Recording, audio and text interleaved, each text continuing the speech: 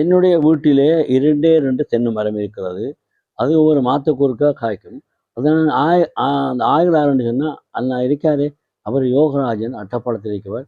அவரத்த கொண்டு தான் நான் ஆய்கிறது, விரிக்கிறது. அவருடைய நல்ல பழக்கம் இருக்கிறது. முஸ்லீம்களை விட சிறந்த பண்பு உரியவர் அவர். எத்தனை பேர் தேங்காய் ஆயிறாங்க, கூப்பிட்டா வரமாட்டாங்க. இந்த யோகராஜன் அப்படி இல்லை, சொன்ன உடனே வருவார். அவர் என்ன சொன்னாருன்னா, அண்ணா உரிக்கிறத பாருங்க, இது நான் முந்தி உங்களுக்கு காட்டியிருக்கேன். இப்போ டெஸ்ட் பண்ணி பாருங்க, எப்படி இருக்குது சத்துங்கிறது பாருங்க. என்ன உரிக்கார். அப்போ அது மட்டும் இல்லை, இந்த முறை காயில் மிச்சம் பெருசு அல்ல. அவரே உரிக்கி போட்டு மரணை தருவார். ஆனால் 2 இளநியும் பட்டி அதை உடைச்சி ஊற்றி சந்தோஷமாக தருவார்.